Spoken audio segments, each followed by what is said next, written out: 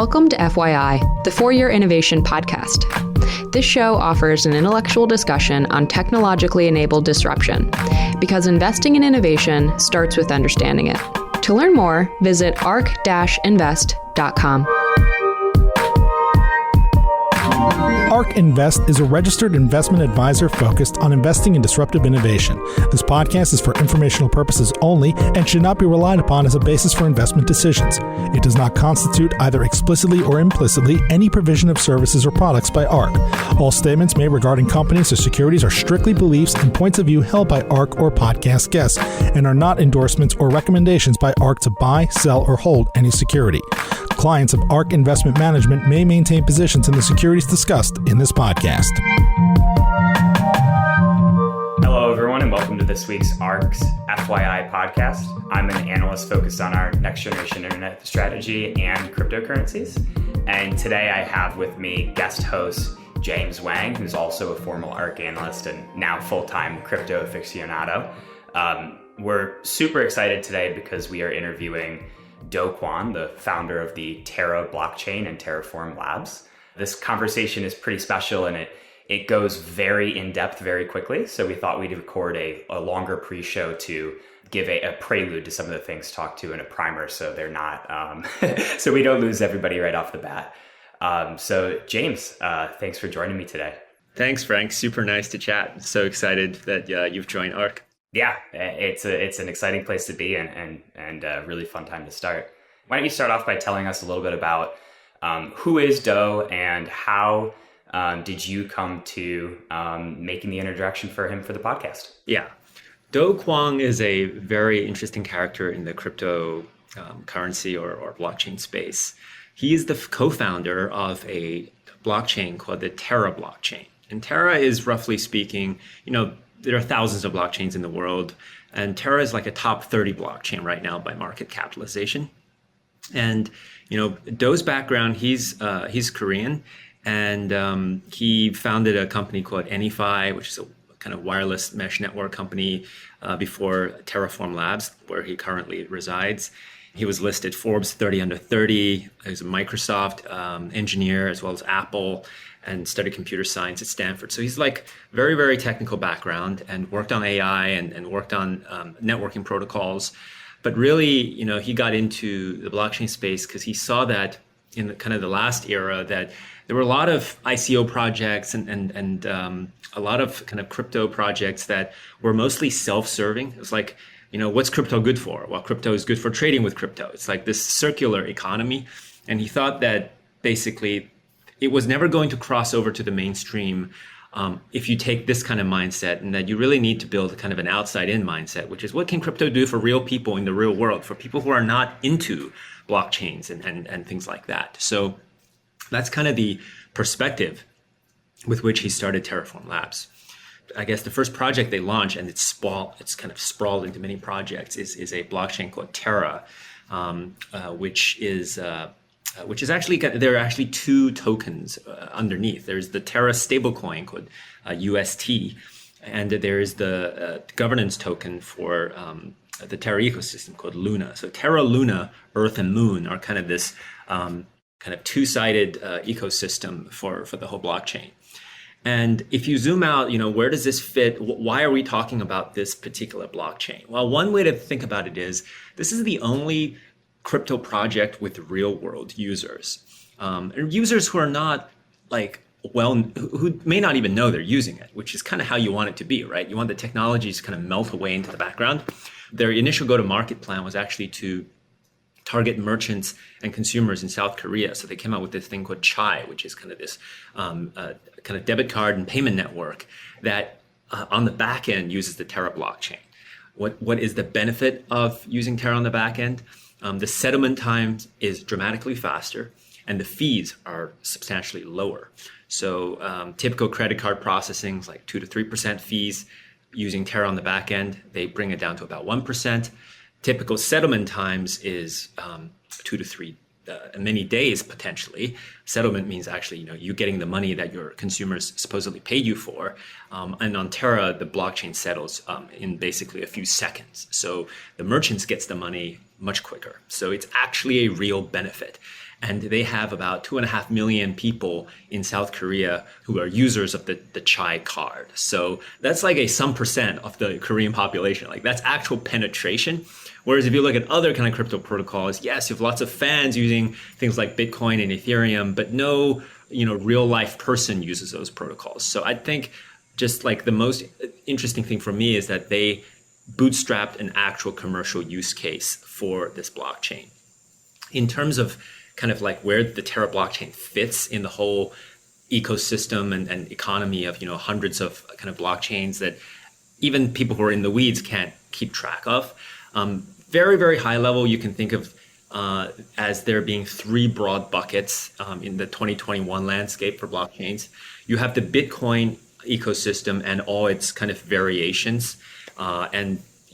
Predominantly really today now it's Bitcoin. At one point, it was, forking and there were different flavors. Those flavors still exist. Bitcoin Cash still exists. Roger Ver is still pushing that.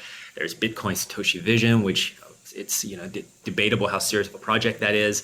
And there are Litecoin, which is, kind of a basic fork of Bitcoin. So there's the Bitcoin-based stuff. That's the kind of original set. There's the Ethereum ecosystem, which is everything that's built off Ethereum, which is probably the largest and most diverse ecosystem today. And there are some forks in there as well, but most of it is essentially built around Ethereum. And then there's, call it the third generation blockchains that try to improve upon Ethereum.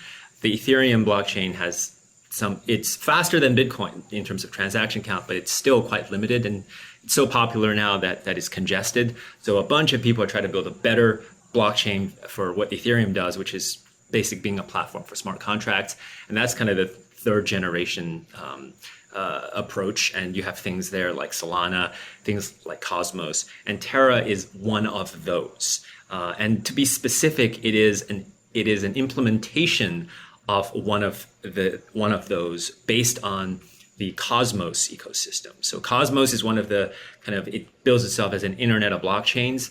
And basically it's kind of like an SDK. If you want to build a blockchain, you don't like any of the existing ones out there, you want to build your own, roll your own, you take Cosmos as SDK and you kind of can roll your own and set the parameters and security in a way that you like it. So basically, Do and his team at Terraform Labs took the Cosmos SDK and created the Terra blockchain. And now Terra is a kind of a top 30 blockchain in the world. It uses essentially kind of a proof of stake mechanism, which is where Ethereum is headed towards. So that's very, very high level kind of where it sits in the kind of map. Yeah, that's an awesome overview. And I think an important thing to highlight about Terra that helps it stand out for those, what you call the third generation blockchains, or of the proof of stake blockchains that aren't, where Ethereum is headed, is that Terra has two main coins. It has the Terra stablecoins and it has Luna, where, Bitcoin has Bitcoin and Ethereum has Ether, the mono coin chains. Why does Terra have two coins, and how has that helped it position itself kind of uniquely in this space and gain this adoption? Yeah, the key insight that Do had in creating this kind of architecture was that the best product market fit kind of product that's being produced out of the crypto economy is stablecoins. Stablecoins are crypto tokens whose value is pegged to national currencies. In this case, in the case of like USDC or USDT, they're just one-to-one pegged to the US dollar. One stablecoin equals $1 US.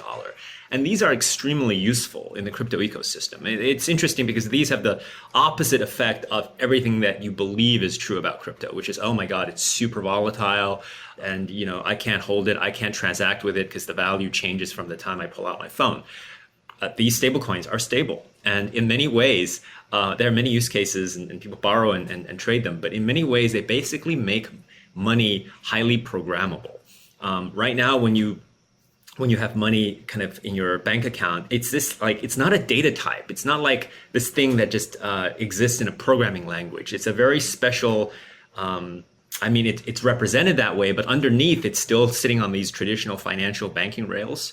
And when you can see that's the case because when you try to transfer money from, one person anywhere in the globe to another, you have to exchange a bunch of highly esoteric information about SWIFT addresses, banking account numbers, and then it takes a number of days before both parties agree that that transaction has happened. And if you're doing some kind of like wire or ACH and it's in between the 2 to 3 days, you have this just like what is going on? There's this like, is this happening? Where is the state? There's no address. There's no like state web page you can check status on. Like this just in limbo state, right? That's because it's sitting on these antiquated rails.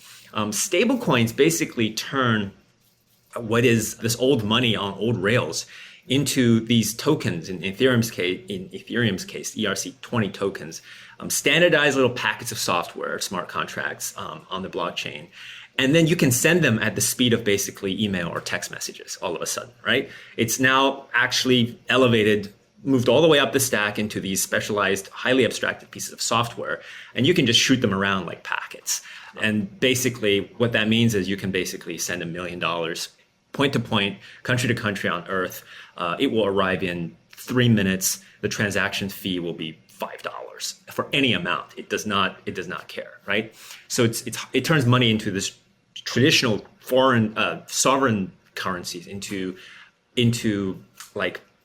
actual software bits, and it travels with that speed, and it's that programmable. So stablecoins are a huge part of the crypto economy. It started off with 1 or 2 UST. Now there are like dozens of stablecoins, and they're extremely useful.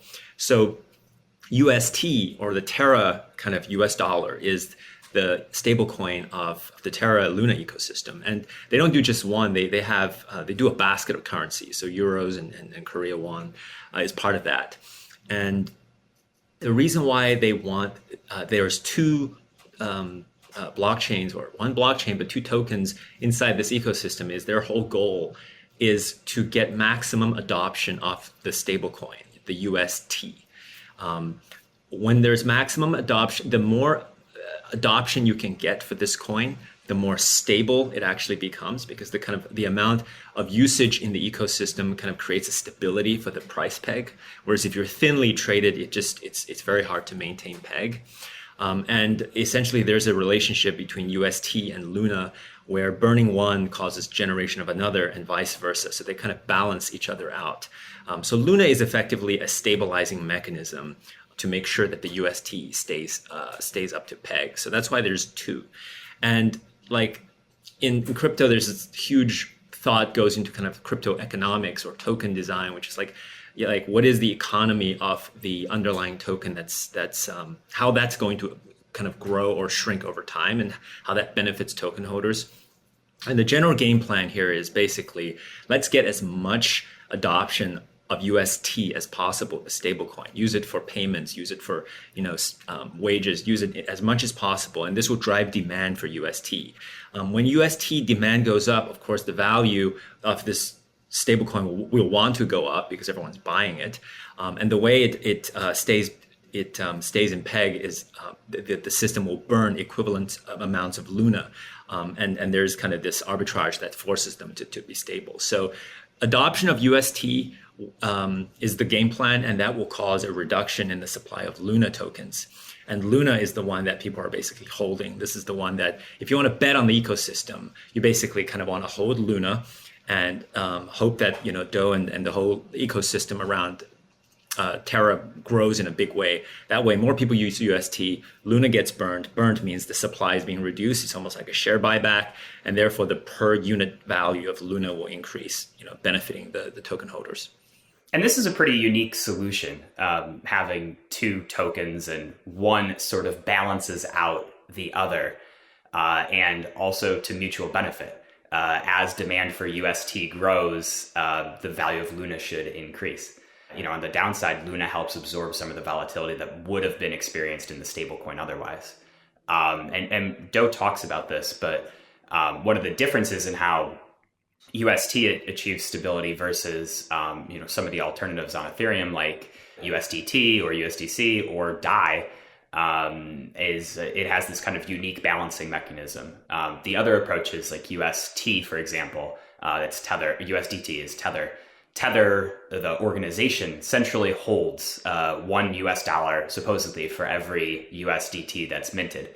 And so you have this promise that if you ever want to exchange a USDT token for an actual physical dollar, you can go to Tether, the company, and exchange it for $1. And this is efficient, but it also has risks that you're dependent on that company to have all the dollars that they say they have backing up the tokens that they've minted. And you also have the potential risk of seizure of assets. And if assets are seized, the underlying tokens inherently lose a lot of value. The other approach is algorithmic stablecoins, and UST, the Tether token, is one of those. The other, and kind of like the first, is on Ethereum called DAI. And DAI works in a similar mechanism where you post collateral and you can mint DAI. But one of the assumptions here is that you are taking on leverage to mint this DAI token. And so it can achieve stability, and it's proven that absolutely. But it is somewhat based on the assumption of a demand for leverage. And so what Do's thought of Terra is by creating this mechanism of an exchange and a burn of one to create the other, you remove the need to be based on an assumption of a demand for leverage, which I think is a really neat solution to that problem. Exactly, and it really increases the capacity. DAI as OG stablecoin, it's so popular that it often runs out of supply. Like there's no more DAI to be created. There are hard limits, and they have to go through this voting process to increase it. And I think don't want it to create a more scalable stablecoin, which is kind of the idea behind UST. Yeah, and it's shown it's able to scale pretty quickly. I think launching in December, it has reached 2 billion in Terra issued already in just a few months. Yes, and it's possible. I think it's his aspiration that it will eclipse the DAI stablecoin in volume sometime this year. So that's probably a good time to transition. How can Terra actually be used? You mentioned the Chai payment network is kind of the first use case that Terraform Labs had created to essentially show the utility of the Terra blockchain.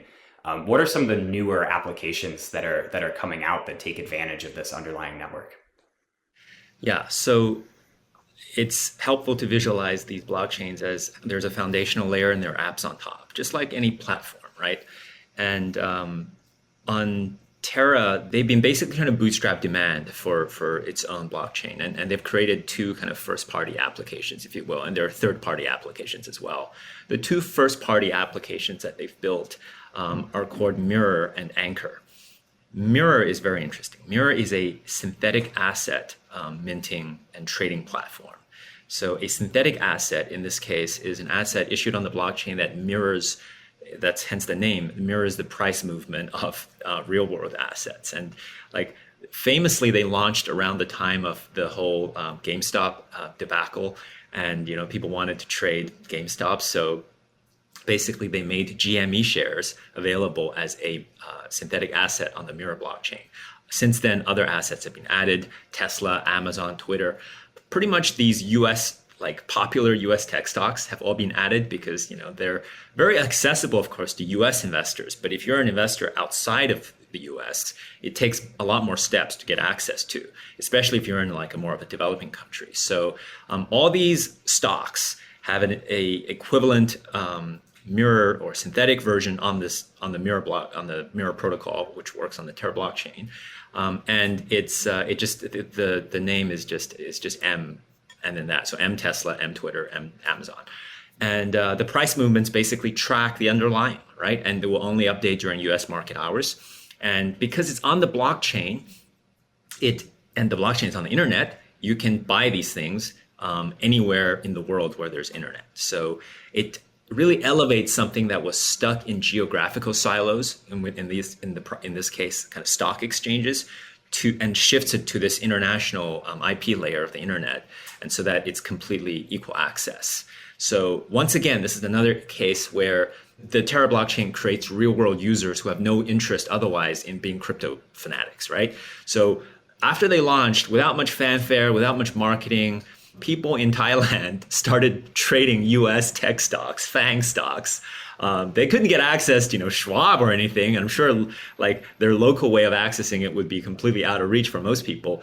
But they could just get on the Terra Station Wallet app and then start buying through a web app on Mirror Protocol, M Tesla, M Twitter, M Amazon, and now basically I think the number one country that uses Mirror Protocol is Thailand. Thai people love FANG stocks. So they created this, it's like complete organic use case, right? It's like they didn't even know Thailand was going to be the most popular country. It just purely emerged out of thin air. So this is a real case of democratizing financial access. It's turning balkanized local stock exchanges into basically as easily accessible as Twitter. And the other use case is something called Anchor. Anchor protocol is also built on Terra Blockchain, and it's just a savings, a fixed income, a fixed return, a fixed APY savings product. So we know with monetary policy right now, you can't get any returns off just a savings deposit. You get maybe 0.5%. You're just losing money versus inflation. Anchor offers 20% APY off cash deposits. I've told this story to many people, and they still look at me with this kind of disbelief. The key thing here is 20% fixed APY. There are other kind of lending mechanisms on Ethereum and whatnot that like Aave and Compound that offer maybe 6-10%, but it's variable and it's lower. Anchor is 20% fixed. And the important thing to note here is this is once again another use case. This is crypto really growing up, is that you don't have to care or speculate with crypto prices for this to make sense to you. Like if you try to tell someone to buy Bitcoin, you get you end up in a half-hour discussion about risk and regulation and price volatility. To use Anchor, you do not need to buy any fluctuating asset like Bitcoin or Ethereum. You just take your cash from a bank account, convert it to a stable coin, which is by definition stable. In this case, UST, Terra dollar. It's always about 99 cents to $1.01 per US dollar. And then you just deposit the UST into the Anchor protocol. All of this takes, 10 minutes. If you've never done it before, it takes like 10 seconds if you've done it before. And effectively, you've taken real money, not taken on any volatility risk, deposited into this virtual bank, which is just a piece of software running on a blockchain, and immediately it starts accruing 20% APY.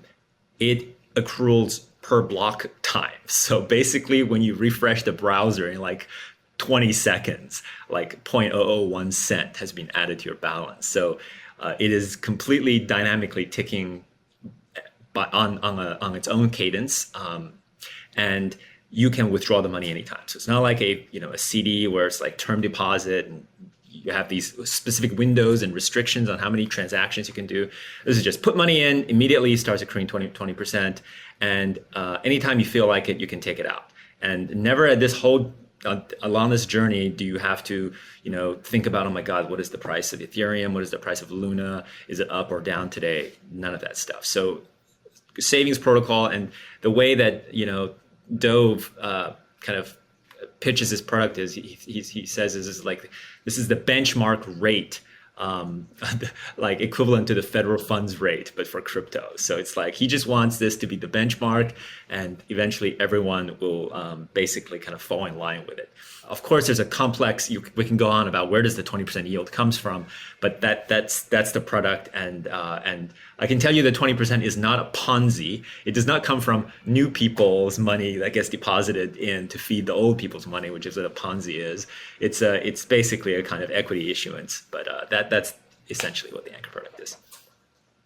And I think to state the obvious, many people, especially in the traditional world, but even in the crypto world, will say there's no way this is sustainable. There's no way this is legit.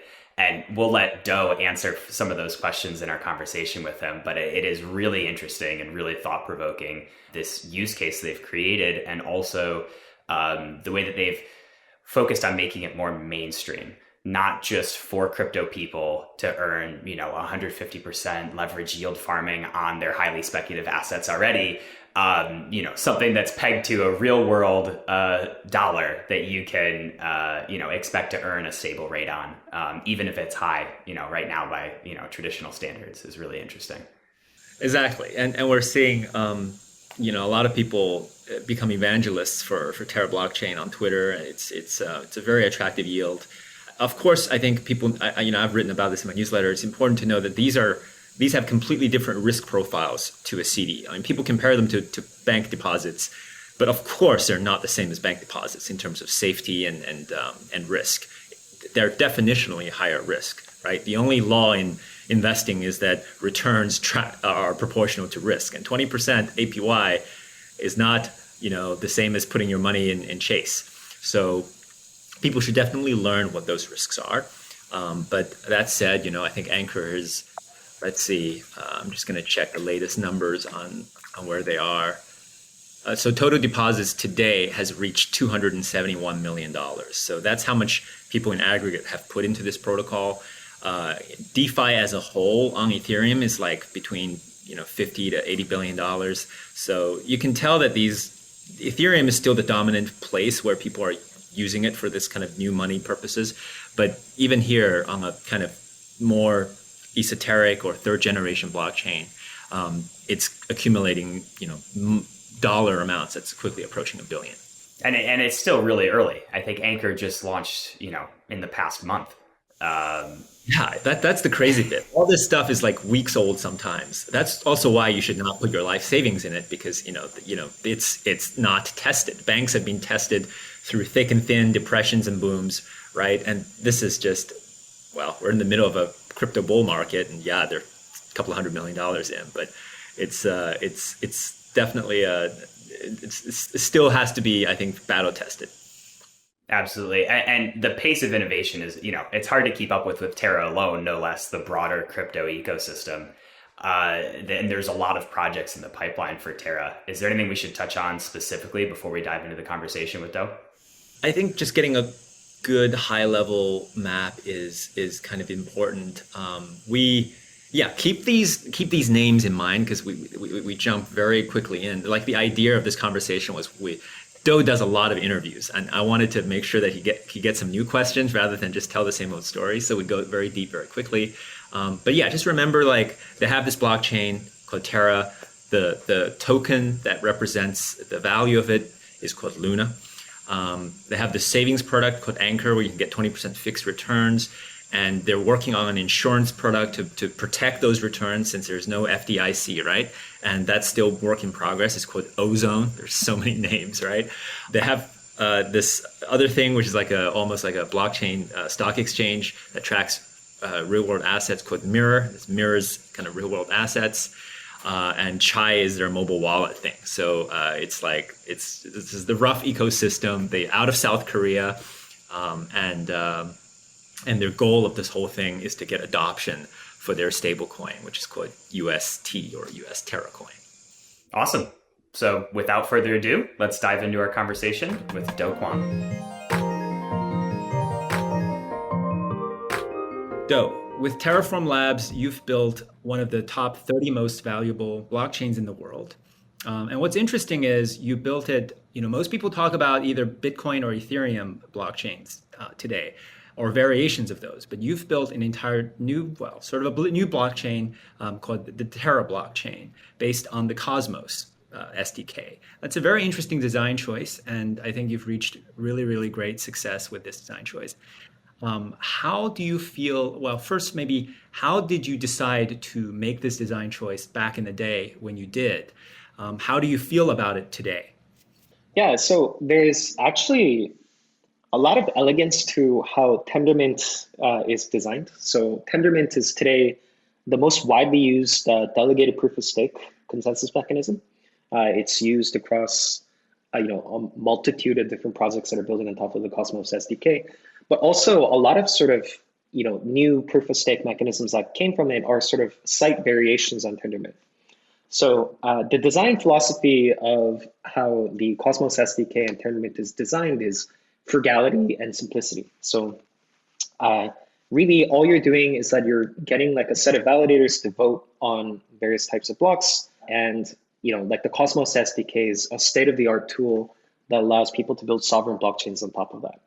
So not only weren't there as many options as there are today when we were first starting to build out, but to this day, I believe the Cosmos SDK and Tendermint are some of the most interesting technical stacks to build on top of. Could you have built it on top of Ethereum if you had decided back in the day? the products that Terra ship have a very strong retail focus. So for example, our day-to-day payments across our apps like Chai, the average ticket size is maybe around $50. So the idea that, one of those transactions could cost like $18, $19 just didn't make sense. And of course, like it goes up and down, but, and Ethereum's block space is valuable because it's filled with whales like doing $10 million trades. It just wasn't compatible with some of the products that we're building. Gotcha. And of course, at the time, Cosmos was really the only plausible blockchain that can give you the flexibility to do this. Today, there are more options available. If you were starting Terraform Labs today and with the same objectives, would you still pick Cosmos, or would you maybe consider Polkadot or another kind of technology? I would say even today, the Cosmos SDK is the only tool that's available to ship sovereign blockchains very conveniently. So for example, like if you look at Polkadot, it has shared security that you need to adopt. So you need to buy security from the main relay chain. If you want to maintain operations, or for example, like if you were to build on top of Avalanche or Solana or Ethereum, it's all the same, right? Like you still need to subscribe to the rules of the underlying blockchain to be able to do interesting things.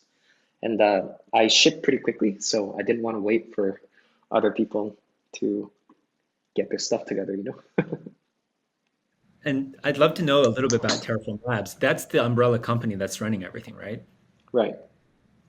How many people? Yeah, how many people are you guys, and where is everyone situated? Is it very distributed, and how is the company organized? Yeah, so Terraform Labs is more of kind of like a very loose collection of companies that are building different things on top of the Terra network. So like, for example, we have sort of the main entity with, the infrastructure teams and, design and support organizations and things like that help to provide the necessary resources and maintain the tools to keep the Terra blockchain running. So this is about 50 people. Our payment suite of apps like Chai and Import and, VPay collectively is a little bit over 100 people at this point. And then there's, other companies like BuzzLink or like Anchor and things like that, which also have some people in their own right. So I think everything combined, like maybe 150, 160 people, 170. Yeah. Okay, that sounds about right, because you guys are doing a lot. It's hard to keep up with. And are there certain aspects of the business of Terraform Labs, the company, that are starting to become decentralized and incorporating DAO-like concepts with the launch of some of the new platforms like Anchor and Mirror or core Terraform Labs functionality as well? Yeah, so and that's like one of the big emphasis that we have at TFL. So like, for example, when employees join for the first time, I tell them that this is not a business. We don't make any money. And we plan to dissolve at some point. So don't get too comfortable, right?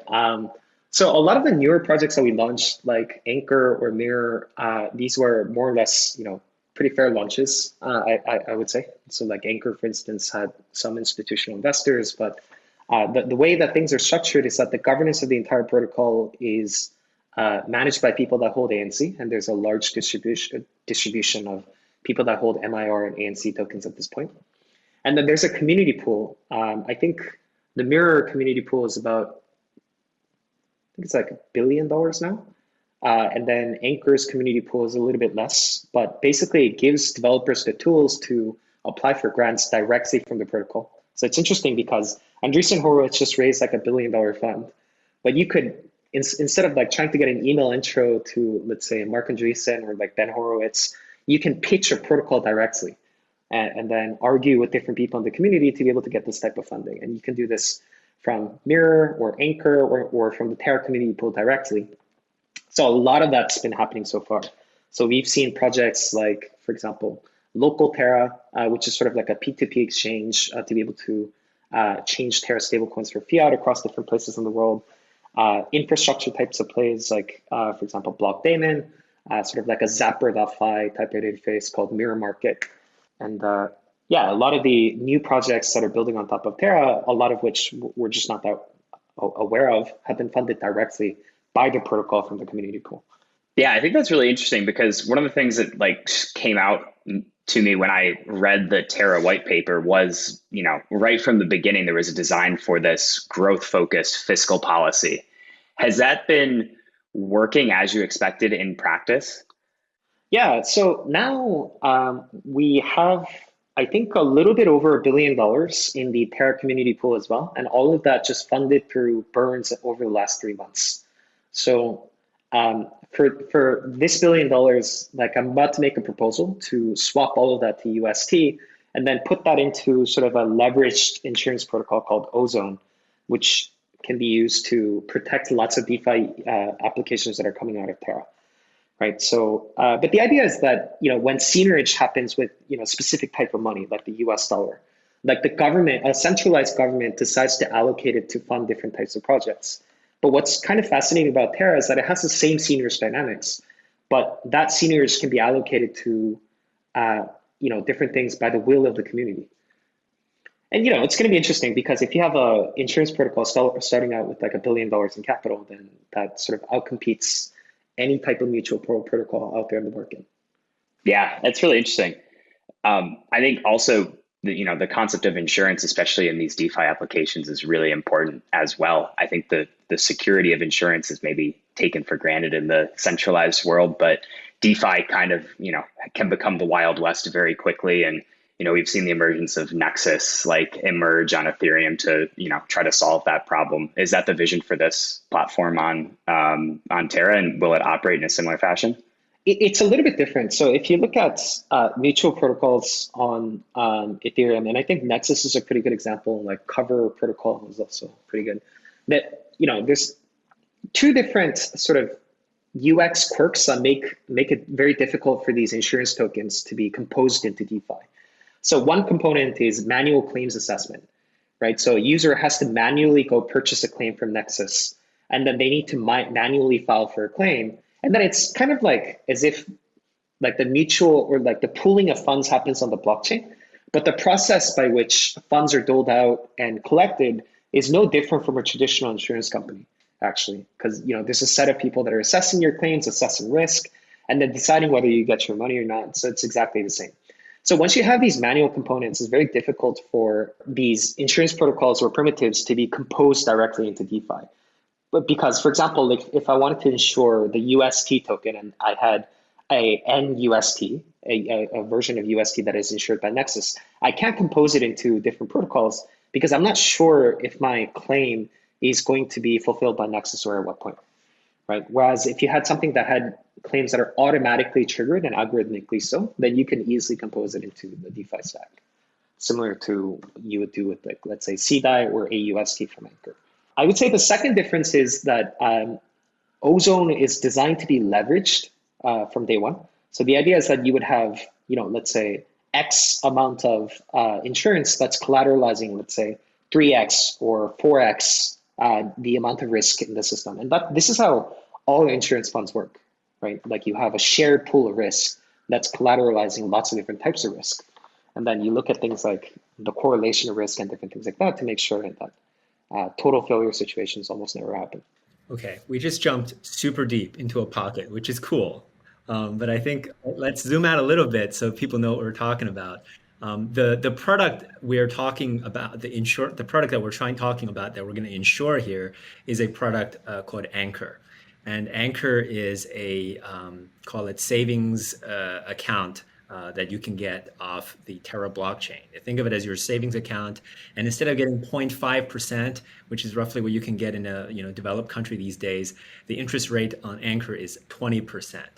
And the cool thing here is you do not have to speculate or have exposure to a cryptocurrency when you do this. Normally, you try to tell people, hey, maybe you should buy a cryptocurrency. They're like, oh, it's too volatile for me. But this is off national currencies that are pegged on as a token on the crypto on the blockchain. So you basically call it USDC or UST. These are stable coins pegged to the dollar, no fluctuations, deposited into Anchor, and you get 20% APY. And it ticks up literally by the second. And I know this because I use it. Sometimes I just drink a cup of coffee and watch the number tick up. It's very meditative. So this product has been a huge hit for those who are into DeFi or decentralized finance. It's comparable to things like Yearn on the Ethereum blockchain. But the big thing about Anchor is it's fixed, 20% guaranteed. The other products tend to be variable. I've read we took turns reading white papers here, though. I read the Anchor white paper. Frank read the Terra white paper. But I read the Anchor white paper, and it gives an account of how this yield is derived. I think there are two big questions. One is, where does the yield come from, which you've explained many times. The yield comes from putting this money into staking positions into proof of stake blockchains. It could be a variety of them, but today it's on Terra only, right? Or Luna only. Yeah. Well, so like the core intuition is simple. So like, for example, like even if you put money into a bank, they're not printing more money to give to you. You're essentially participating in a lending market. So if you give your capital to a bank, the bank loans that money out to somebody else. And then it captures a borrow interest rate from people from the borrowers that are paying. And then it pays out a lending interest rate to you, which is slightly worse. And then they capture the margin in between. So Anchor is pretty much the same, but the only difference here is that whenever users are borrowing money, they generally tend to post collateral. And this is what the rest of DeFi lending markets like Compound and Aave does. The problem now, though, is that the assets that are being put up for collateral bear no yield. So for example, like if you're trying to take out a loan on Compound by posting ETH as collateral, all the protocol is doing is that collateral is lying idle. The protocol isn't putting that ETH to work in order to generate cash flows for you. But Anchor is different because the types of collateral that are accepted by the lending market are proof of stake tokens that have very positive cash flow. So for example, the Luna token has a staking yield of about 13% or so, I think, annualized. And then Ethereum 2.0 has something north of 10%, or like Solana or like Atom. So they have a fixed monetary policy in the emission of native tokens in order to help people that are contributing to the network security. So what the Anchor protocol does is that when you post proof of stake tokens as collateral, it puts those tokens to work by staking it into various different blockchains and earning a staking yield on them. And that staking yield is then conferred to the lender in the form of a stable deposit yield. So in some sense, like the explicit yield that the borrower is paying could actually be much less when you could be paying on the rest of DeFi, like Aave or Compound. But at the same time, the resultant yield that the lenders are getting is much, much higher, which is 20%. Right. So I guess this is the part that lost me, is that thank you for walking through that. And I think clearly the source of yield in the present, the vision is to have Anchor accept collateral across many kinds of proof of stake blockchains. Right now, it's the first implementation is Luna. Now, Luna right now yields 13%. So how is it that you can afford to give the borrower or the lender 20% right now? Where does the rest of the 7% come from? Well, because the positions are over collateralized, right? So in order to borrow $100 worth of stablecoin, you need to post at least $200 worth of Luna. So in some sense, if $200 worth of Luna is bearing 12% APR, then in that case, adjusted for unit dollar lent out, it's 24% or higher. I forgot the other half. Right. Yeah. Now, when I borrow UST, when I'm using Anchor, the APR there is right now is at 45% as a borrower. Now, I guess this is the opposite use case. Now, normally when you borrow money, you're charged an interest, but here I'm given a net positive APR. And this is because of the distributions that I guess this is a liquidity mining kind of reward happening. This is a separate issue, right? Right. Yeah. So the reason why you're getting a positive reward right now is because the Anchor protocol hasn't finished distributing its governance tokens. So right now you're getting paid to borrow off of Anchor protocol in the form of ANC tokens. So and those emissions are going to continue for some time until such a point where Anchor is interchain, includes different types of collateral besides Luna, things like Solana and Ethereum and Polkadot and Cosmos Atom. So it's going to be fun times for a while. Like, I guess if you hear about if you imagine the mindset of a skeptic, which is, okay, this is a super cool bank. If I lended money, I get 20%. If I borrow money, I get 40%. That just like the instant reaction, oh my God, it's a Ponzi scheme. This is ridiculous. There's free money, which both directions, free money. I'm just trying to find an intuitive explanation so that someone in that mindset can come around to okay, this is a legitimate business. Yeah. So, I mean, everybody's making money from this scheme, right? So for example, I guess Terraform Labs is losing money because we're giving away equity in the system that we built for free. And it wasn't built for free, right? It took a lot of hard work and, thinking and valuable IP to come into fruition.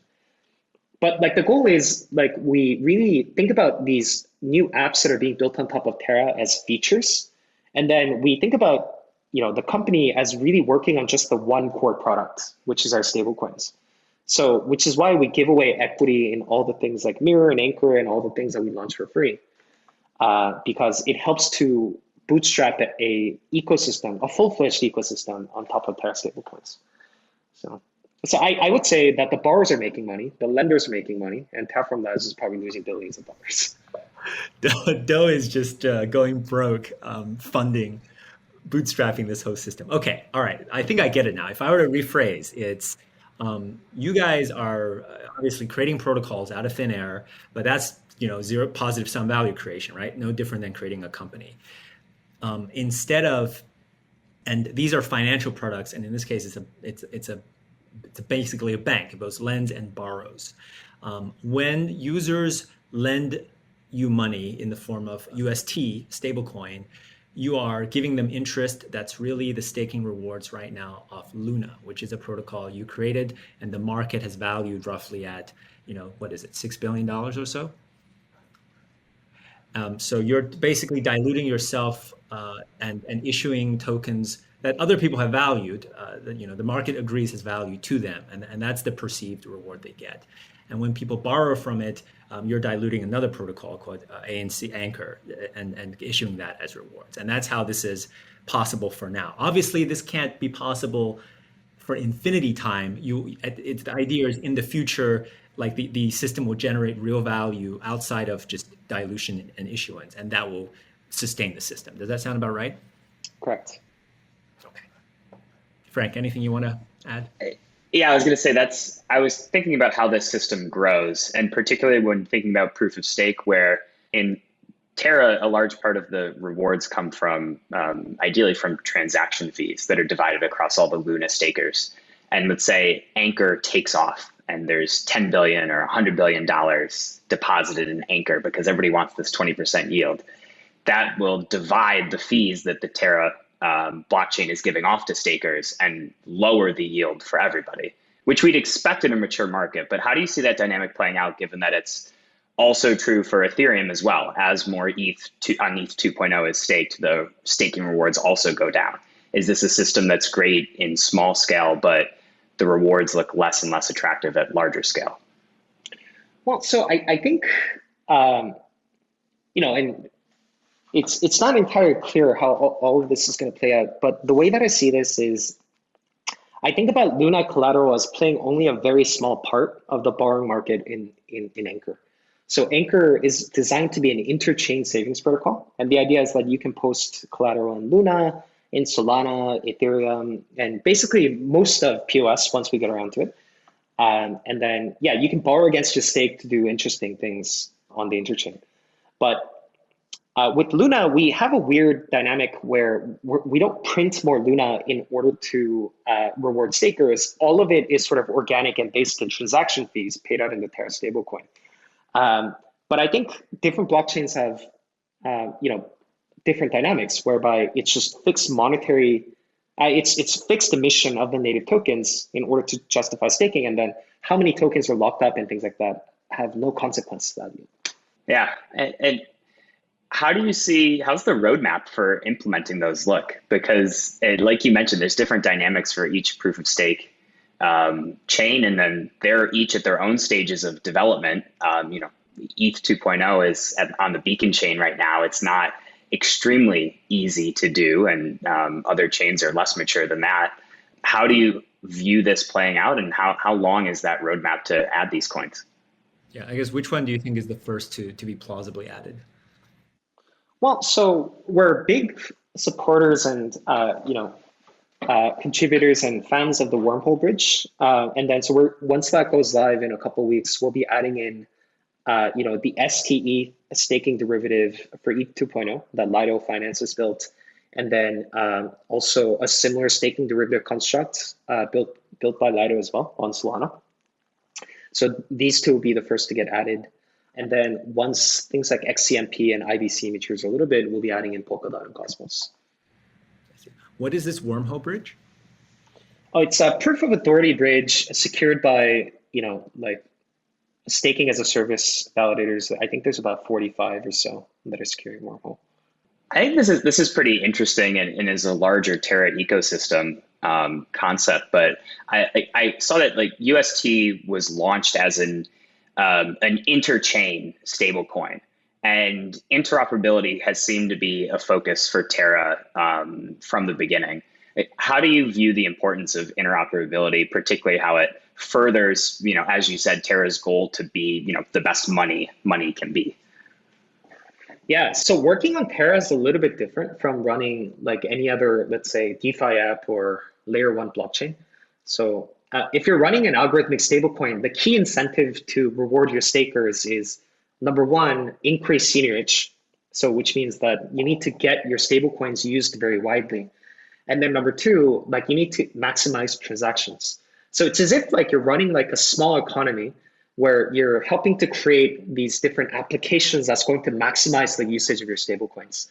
And then similar to how like in a developing country, the central government plays like a key role in standing up the initial corporations and businesses that's going to make the economy flourish. And then working on foreign exports, right? So this is what interoperability means in the context of Terra, right? So it's not so much that we value interoperability for interoperability's sake, which we do. But in fact, like bridging over UST into ecosystems like Solana and Ethereum is kind of like maximizing that foreign exports. Like you want to get your stablecoins into these ecosystems as much as possible because it means like you've essentially increased the adoption of your core product or sold more of your core exports, if that makes sense. Yeah, it does. And this is actually something I'm trying to wrestle out today, but Terra capture UST or the various Terra stablecoins capture a transaction fee when they're used on Terra. When UST gets ported through a bridge over to Ethereum, how are those transaction fees captured and returned to the Luna stakers? Transaction fees are not captured, but for any high velocity transaction, people don't use that on Ethereum anyway. So it's for generally like ticket sizes for UST on Ethereum are much, much larger than what you would see on the Terra side. So for example, like I think Mirror sees like a couple 100,000 monthly active users. And then I think a vast majority of them, especially in the long tail, all use it on the Terra blockchain. And then there's sort of whale orders that are agnostic to the gas fees that use it on the Ethereum side. So in terms of ticket sizes, I think the ratio is maybe 2-to-1 or so, Terra to Ethereum. But in terms of user numbers, it's not comparable. Yeah, that makes sense. And that's actually maybe a good question in terms of scalability and how will UST and Terra break out of just the blockchain as it is now into more real world payment systems or other high velocity transactions. And I think maybe it's a good time to transition to talk about Chai a little bit and some of the success there in terms of, and for those who don't know, Chai is a payment network built on top of Terra that's gaining, I think, a lot of traction in Korea. And Don, I'm sure you can speak more to that. But how has the existence of Terra and these stablecoins made Chai possible and allowed it to gain the traction that it has in a relatively short amount of time? And if you could give us an update on Chai, I would love to know kind of what are the latest user metrics and maybe potential rollout markets. Sure. So to give some really brief context, when Terra first started, it sort of started as sort of a vertical blockchain. So it was designed to service one customer really well, and that was the Chai payment service. So the idea was that we would, take the Terra blockchain, wrap it up in, a consumer-facing product, and attract millions and tens of millions of people to transact using Terra stablecoins across, a number of different e-commerce and offline merchants. So to some extent, that vision has rolled out pretty well. Today there's about 2.6, 2.7 million users that are using Chai. There's Chai Card, which is a top-up debit card that's been issued by Chai, is one of the most popular financial products that people want to get their hands on. There's about 200,000 people on the waiting list waiting to get their cards issued. So we can't print plastic fast enough to be able to service these users. The company Chai also holds a payment gateway called Imports, which is sort of like a Stripe-like SDK checkout kind of service that services around 1,700 different merchants in Korea, and just recently rolled out in Vietnam. Sorry, which country? Cut out a bit. Vietnam. Yeah. Vietnam. Okay. So it's a proof of concept with 4 different merchants, but I think we should be doing more PR around that soon. I would say there's a couple of different levers to Chai's growth. At this stage, it's growing quickly, but at the same time, it's variegating into different business verticals, right? So to give like a full-blown strategic analysis of what makes Chai tick is kind of hard. But I think initially it just boiled down to transaction fees and settlement times. So the average payment service, like in the US, for instance, charges, let's say, 3% per transaction. And then it takes a few days to settle to each of the merchants, which is fine because in the US, merchants don't have as of a dire need to get working capital. But if you cross over into Asia, the dynamic changes completely. So the settlement networks still charge the 3% fee, but they still wait several different days in order to settle transactions. But the working capital of merchants in Asia is a lot tighter than what you would find in the US. So for example, like if you're like a cab driver in Singapore, like most cab drivers in Singapore accept cash and they don't accept credit cards. And the reason for that is because, well, like part of it is fees, but they can't afford to wait several days for their fares to be settled to them because they need that money right away to be able to buy fuel for next day rides and to put food on their family's plates. Or for example, like if you're like an e-commerce merchant that is operating on like a 4% margin, and the credit card company wants to take, let's say you negotiate at like 2.5%, then you really can't pay those fees because being able to cut down an additional percent is make or break for the business.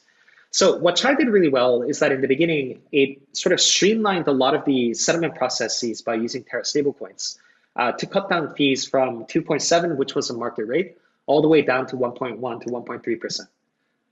Depending on type of industry and different type of merchant.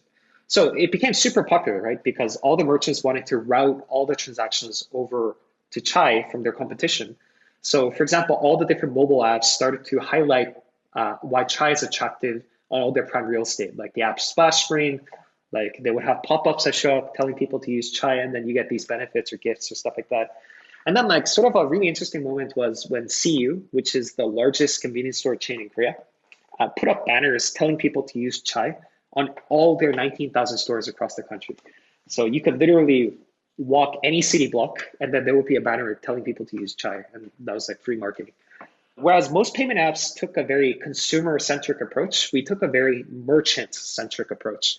How do you make the unit economics and value propositions for settlements and fees make a lot of sense to the merchant? Just so I can visualize this, before Chai, they're accepting, is Chai comparable to Visa, MasterCard? Like which layer is it comparable to? I would say it's part Visa, MasterCard, but then it also extends all the way down to the application layer, like Square Cash App. Okay. Now I'm the merchant. Prior to Chai, I don't know what kind of a terminal they use, but whatever terminal that accepts credit card, debit card. And merchant side, your biz dev team approaches me and say, support Chai. Like, did that happen, or did the terminal just upgrade itself to support Chai? What kind of integration has to happen at the merchant side for this to work? Yeah, so most of it is, shall we say, online merchants, but on the offline, you need to do a POS integration with whatever POS company that the merchant might be using in order to accept. Okay, I see. So after the fact, if someone walks in with Visa credit card, it still goes through the same settlement times, same fees. But if it's Chai, it's this faster, like seconds of settlement and then 1% ish of fees. Is that right? Sure. Yeah. Okay. Okay. Yeah. So kind of like an interesting story is that in the payment stack, there's a set of intermediaries that basically take the settlement from the payment company and then just sends out wire transactions to all the merchants, right? So this intermediary is called the value add network, or VAN. And the funny thing, and it's an insider joke in the payments industry, is that VANs actually add no value. It's a single intermediary that has no value in the payment stack, right? That's freaking hilarious, right? It's the one company, because plausibly the payment company, adds some value. It does marketing, it develops tech, it develops security, it's responsible for chargebacks and compliance. The VAN literally does nothing. It's an anachronism from a time when they didn't have digitized banking, so people had to, do a lot of like manual transfer checking and then like sitting in bank branches and things like that. But now that wires have been digitized, they do literally nothing. So there's a company, actually I shouldn't name any companies, but there's a company with like 20 people on the staff that's about to IPO for over $1 billion, which is a big deal in Korea, right? But they literally do nothing. Right? Okay, this is Korea. It's also prevalent in a lot of Asian economies like Japan, or very, very similar systems like have taken place. But simply by cutting out people that settle, and so for example, if you settle directly in stablecoin, or you offer to like legally transfer the balance in stablecoin and settle via OTC, even if you did that, right? By cutting out this intermediary, you can do a lot of cost saving, because like in payments, none of the cost is made apparent to the consumer. All the fat gets built out in the backend and settlements and compliance, right? So once you're able to cut that stuff out, you're able to save a lot of costs and time. Where does the remaining 1.2% of fees go to? Oh, so we would like net some costs to perform some operational tasks, and Chai would capture the margin. And from a consumer's perspective, that's the kind of the merchant benefit. From a consumer's perspective, what is the benefit of using Chai? So in the beginning, Chai used to be pretty aggressive with doing a lot of promotions. So for example, it like put out like promotions and discounts and things like that. And then, some of that was funded by, community pool grants that Chai asked for from Terra. But, these days they've pivoted to a honey-like model whereby they have a feature called Boost.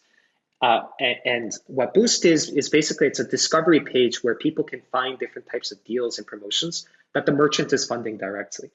So it creates like a discovery funnel similar to like Honey or like Rakuten, whereby people can look at the different types of deals, and if they like something, they go in, and merchants pay for promotions to be in that discovery. Yeah, so I think a lot of the customer acquisition tools around sort of the low spend type of consumers, people that are sort of like cherry picking for deals and promotions, and then Chai creates that funnel between the merchant and the user to facilitate that. I think what's really interesting about the story of Chai is when thinking about now going into a digital wallet-like product, which is a concept that Max, ARK's fintech analyst, has done a ton of research in, and something that we watch really closely. And when you look at how digital wallets have taken off in the US, like Cash App and Venmo, they were kind of customer first and gained a lot of users really quickly by adopting peer-to-peer payments and certain things like that. Because Chai was able to, using Terra, kind of solve that transaction fee and settlement issue, they were able to go straight to the merchants and solve their problems first, and are now going into the customers and able to, have merchants offer deals, and that's bringing on customers to use the digital wallet and the Chai card. Just an observation, but I think it's interesting how it's been flipped a bit in this scenario. Oh, on the consumer side, it's super competitive for payments. Like if you go to a supermarket in Indonesia, for instance, there's 30 different logos like behind the cashier. And then, there's like a bubble for how much in cashback each of these guys are offering. So like 20% cashback if you use like a Gojek Pay, right? So it's like not possible to compete with that because these companies are burning billions and billions of dollars. Speaking of that, Do, any updates on kind of where I guess next steps for Chai in terms of maybe geography, any regions that you think would be good markets for it to move to next? Yeah, so I think right now, where, from the perspective of, Terra, and I'm trying to distance myself as like a founder of Chai a little bit. But I think for Terra, what makes sense is for different payment companies to flourish in different sort of meta geographies.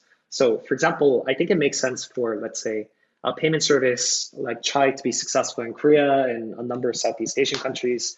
I think it's important for, a wallet like Alice to be very successful in the US, like Saturn to be successful in Europe, like Cash to take on Robinhood in the US, because like with payments is very regulated, and governments actually don't like it if you have a multinational company taking over payments in that region, which is why you never saw PayPal or like Alipay get a foothold in multiple different geographies at once.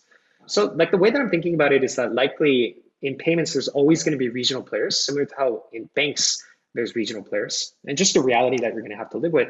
In the interest of decentralization, I'm thinking that Terraform Labs would play a more supporting role to these different entities as they pop up in places across the world.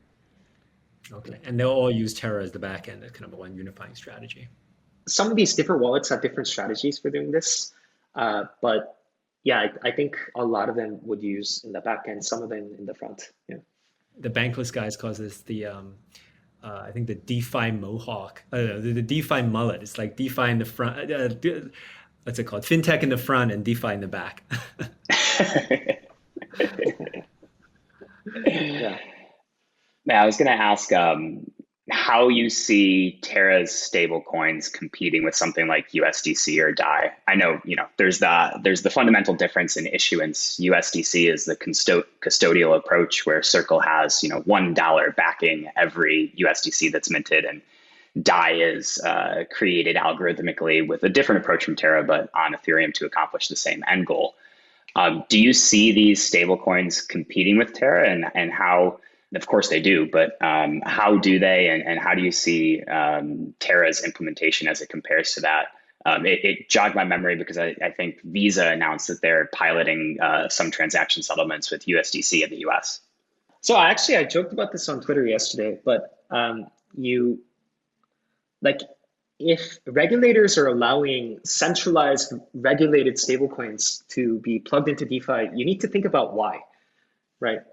And the reality is that for USDC or Paxos, it's trivial for, let's say, like the Fed or the FBI to tell these vendors to revert or freeze accounts, revert transactions or to freeze accounts. So it's actually no different from the traditional banking system. And once a few of these freezes and seizures happen, then they wouldn't be very composable into DeFi, in my opinion. So right now, none of that is priced in because none of those things have happened yet. And I suspect that regulators are letting that happen because they want USDC and these regulated stablecoins to be more integrated into DeFi, or maybe, right now it's too small to matter. But I think eventually most of liquidity and like the centerpieces of DeFi need to constitute itself around decentralized stablecoins. And it's a question of whether DAI would be able to do it, or newer stablecoins would be able to do it, or whether USD would be able to do it. And I'm a big fan of DAI. I think it proved a phenomenal thesis, which is that you can get a decentralized stablecoin to be sort of the rallying call for the DeFi community. But it doesn't scale very well, unfortunately, because you need to pay more than, in order to mint $1 worth of stablecoin, you need to lock up more than $1 worth of collateral.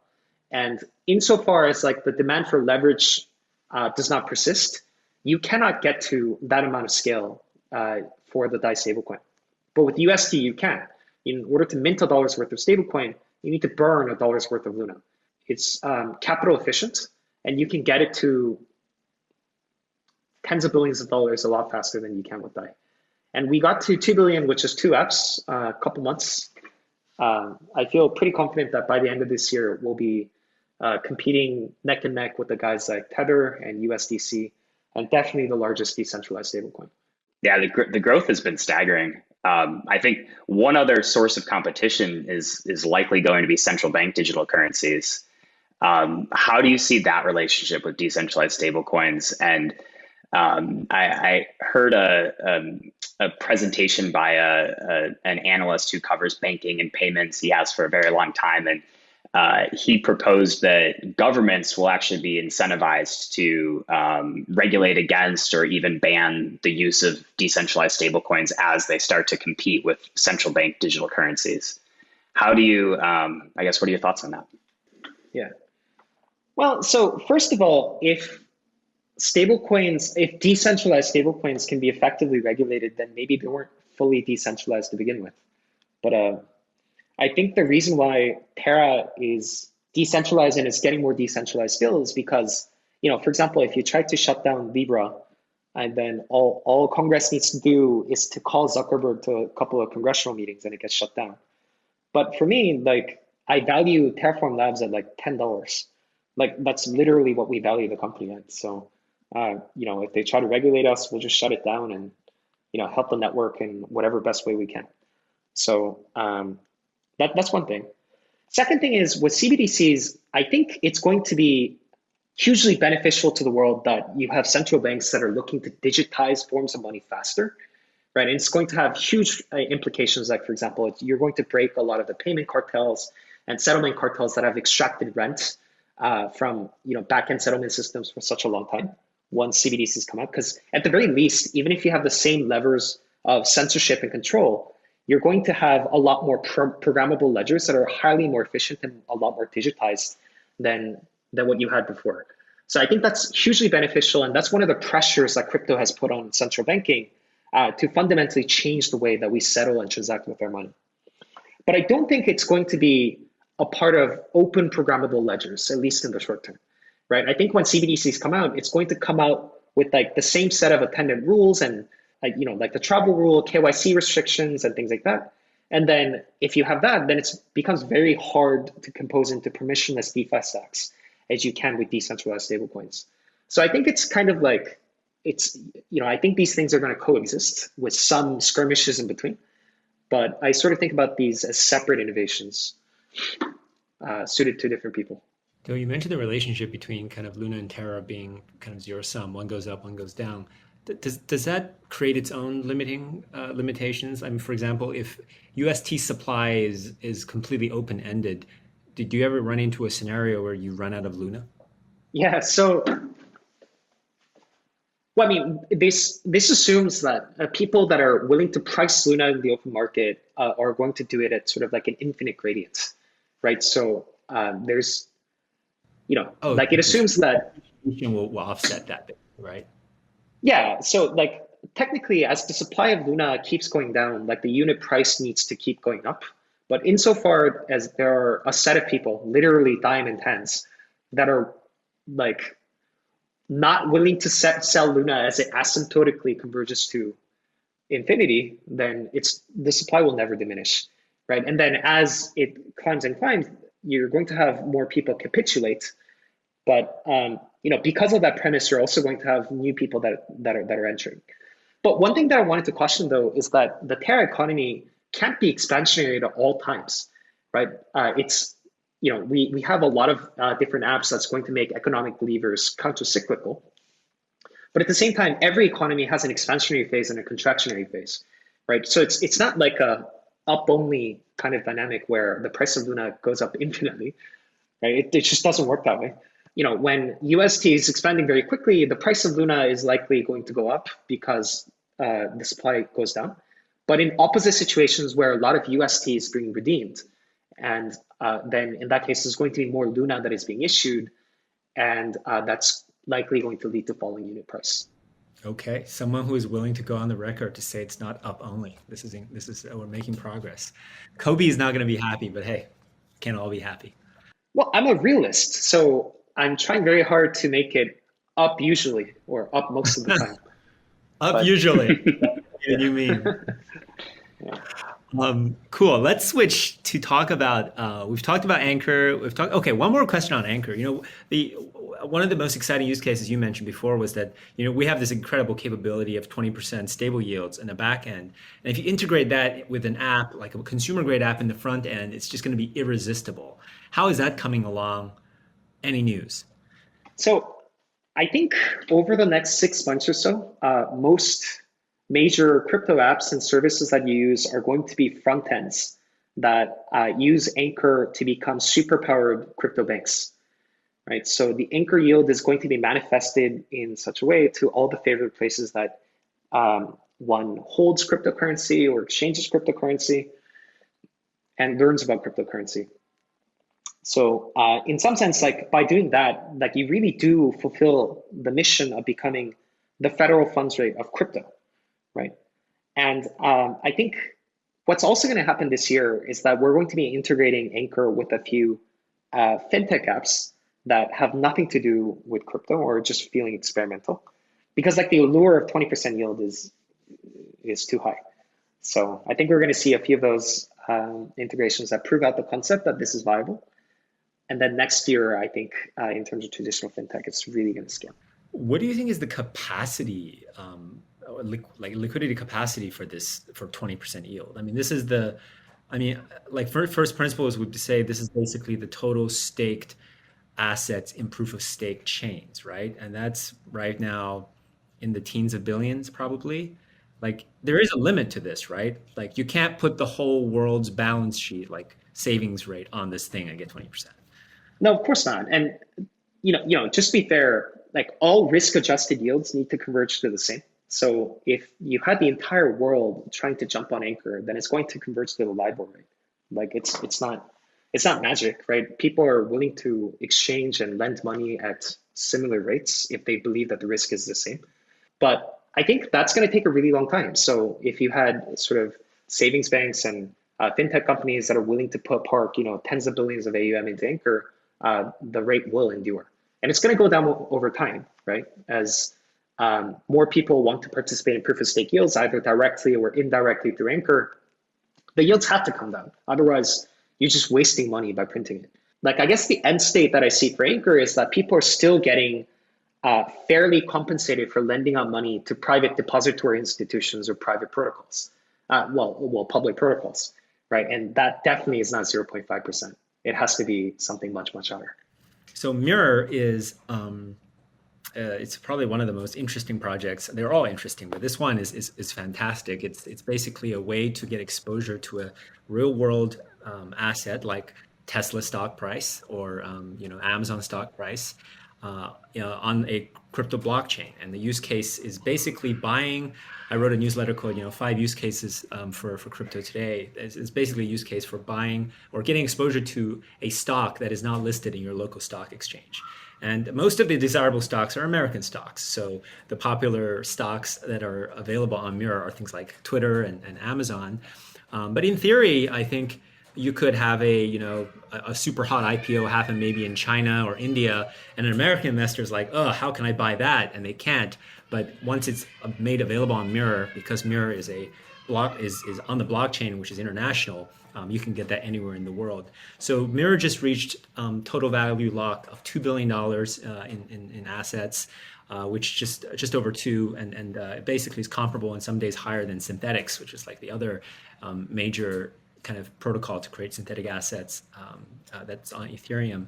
How do you feel about that progress? It seems like relative to hype, Mirror is really under the radar. I mean, everyone talks about Synthetics as an amazing story.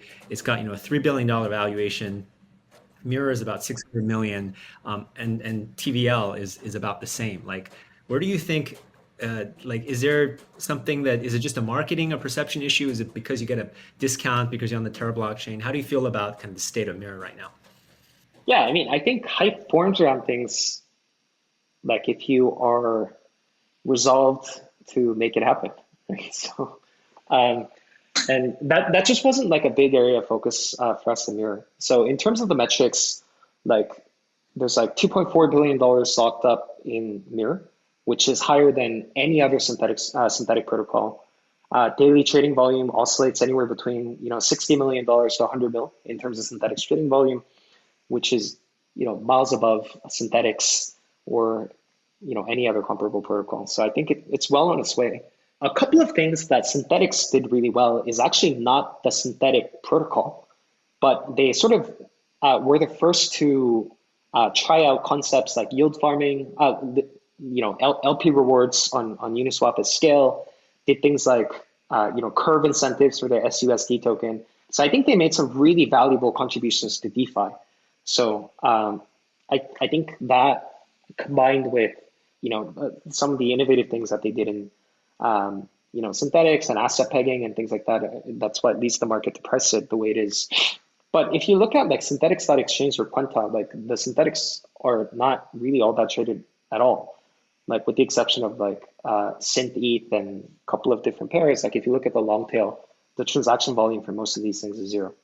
And that's because of a couple of reasons, like gas fees on Ethereum are really high, but it's because also like the unit economics of trading on synthetics is really hard to compute. You're actually not trading against the rest of NASDAQ. You're trading against other traders in the synthetics ecosystem. So you set up fundamentally competitive dynamics that are not cooperative. And Mirror is much newer. It's like, if you think about it, it's only 5 months old. So I think it's doing pretty well so far. I'm looking forward to growing even more. Now, you introduced kind of version 2 of Mirror Protocol. That's launching, I believe, this month. Could you maybe give a recap of what are the big changes there? Lots of changes, actually, but sort of like the main disincentive for V1 was that, like the downward pegging was pretty straightforward to reason out why M assets wouldn't fall in price compared to the underlying, because the positions are always over collateralized. But it wasn't always clear why the upward peg should be held as well. So you saw M assets trading at a significant premium to whatever their underlying assets were at lots of different times, especially when markets were getting super volatile. So what V2 fixes is that it introduces short tokens, right? And then provides liquidity incentives, sort of rewards to swing between long tokens and short tokens in such a way to balance out the demand between longs and shorts. So in some sense, it's kind of like a type of perpetual swap contracts, but divided into 2 different asset classes. So that's going to allow mirrored assets to keep their peg very close to what the underlying prices are. Just so that maybe some lost through this discussion because we're so deep in the weeds here. Mirror, the assets on Mirror physically mirror the price movement of real world assets like Tesla, Twitter, Amazon. And the way they do that is by checking the real world price through a piece of software or protocol called a oracle. And you ideally, for this to work, you want the real world price and the mirrored price to be the same. And insofar as there's a spread, it's inefficient. So Do was talking about basically version 2 shrinking that spread between the oracle price and the actual real world price, or the traded price and the oracle price. Which one is it actually? The oracle price is the underlying price. The traded price is the price of the synthetics. So the goal is to reduce the discrepancy between the two. Right. I see. The problem is not with Oracle. Oracle price is actually accurate. It's the traded price. Right. I see. Okay. And just as a complete side, how do you feel about kind of the choice of using Band Protocol as the Oracle when everyone and their mother is using Chainlink right now? Well, we just didn't have a Chainlink integration when we were first launching Mirror, and it's because we launched Mirror and things like Nebula and different things like that are coming out that lots of different Oracle providers are interested in supporting Terra. But in the beginning, it just wasn't like an option for us to consider. Even 5 months ago? So the Chainlink team is just building out their integration now. So they're just about done. But 5 months ago, it just wasn't a thing. Interesting. Like the way I hear about it, it's like they've been doing this, like they were the de facto choice for years. I didn't realize that. Okay, I see. Yeah, so they cover crypto prices, but it's only recently because they saw things like Mirror roll out, they've started to support some assets on NASDAQ. I see. Okay, that requires a specific integration. Right. And also they need to negotiate like licensing to be able to purchase data from various different data providers. And yeah. Makes sense. Frank, anything you have? I want to go over, and I don't want to take us back, but I want to go over one more time how the mirrored asset keeps its peg, because I was trying to explain this to somebody the other day and I totally lost them. So I think it would be helpful to hear it from you, Do, how how you think is the most digestible way to explain it. But let's say in a scenario, the US market closes on Friday and Tesla closes at a certain price. And on Saturday, Elon tweets and says full self-driving is released. Everybody's getting the update tomorrow. And everybody can't buy Tesla on the closed US market. And they all go to Mirror to buy Tesla. What happens? So do you want me to talk about the specific pegging mechanism, or like how the protocol will respond in this specific case when Elon goes crazy?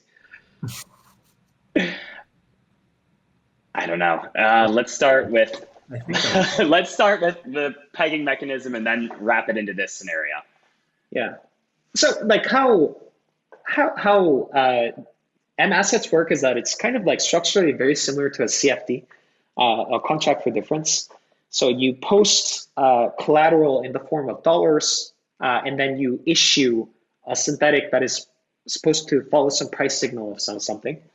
And then if the price of the asset that you issued goes over some sort of collateralization ratio, then you get liquidated. So the idea is that you need to always maintain some collateral that is in excess of the token that you, or the amount of value that you expect to secure. So essentially you're entering into a short position.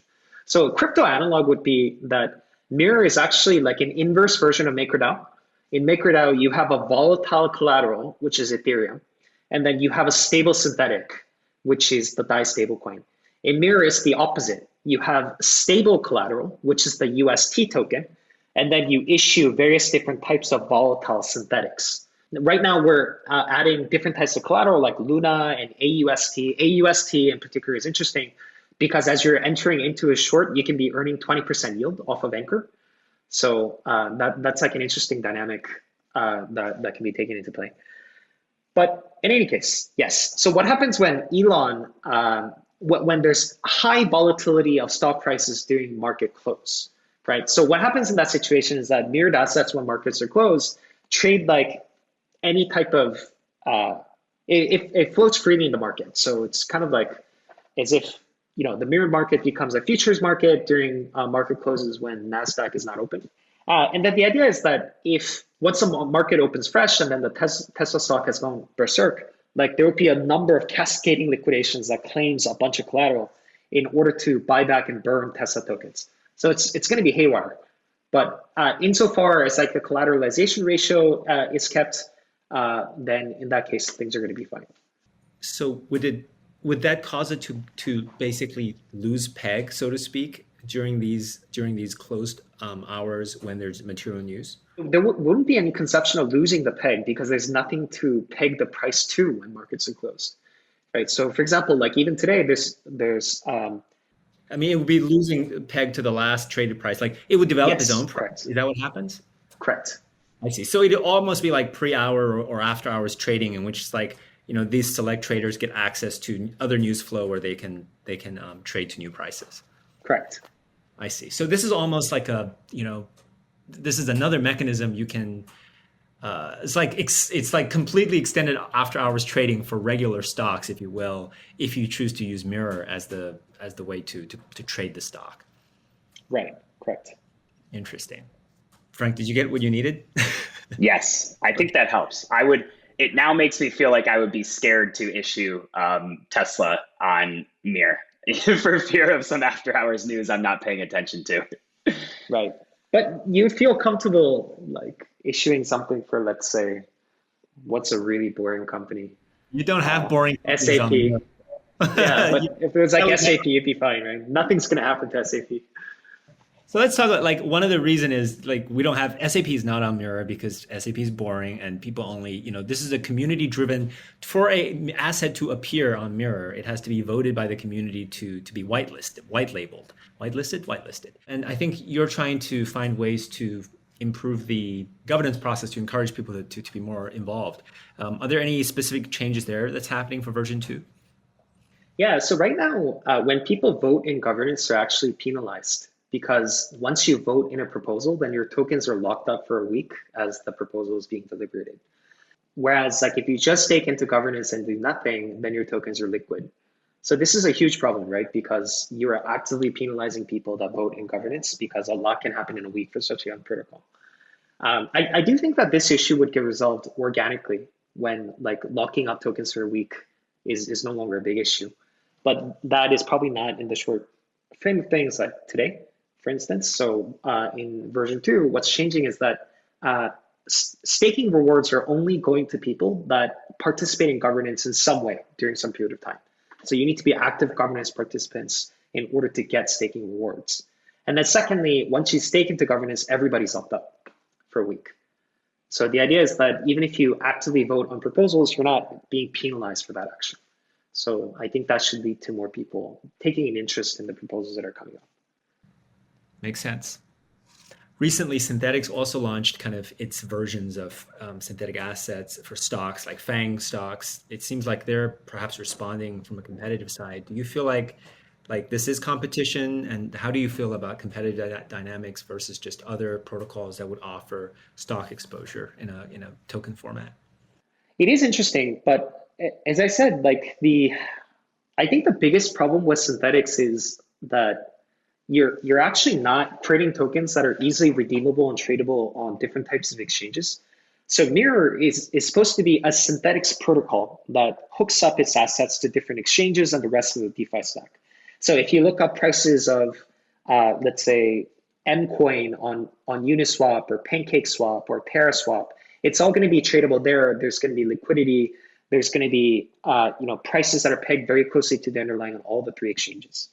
But in Synthetics, you need sort of like a mechanism whereby people lock up lots of SNX to issue SUSD, and then you trade that on sort of a very closely associated exchange like Quanta and Synthetics.exchange.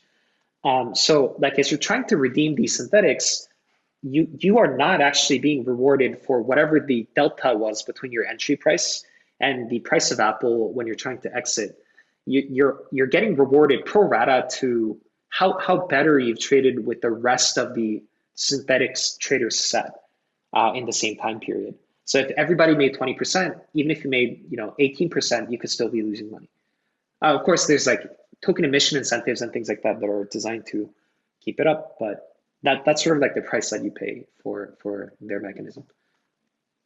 The Terra system has so much in the works. It's like the equivalent of 10 other protocols happening at once. And they all have very interesting names like Nebula and Pylon and Ozone, Alice. Maybe it's best you pick one to talk about that you feel maybe the community, there's a great lunatic community that's out there digesting every piece of news. What do you feel like they should understand about what's coming in the next couple of months that's going to be interesting to them, and maybe provide an update there?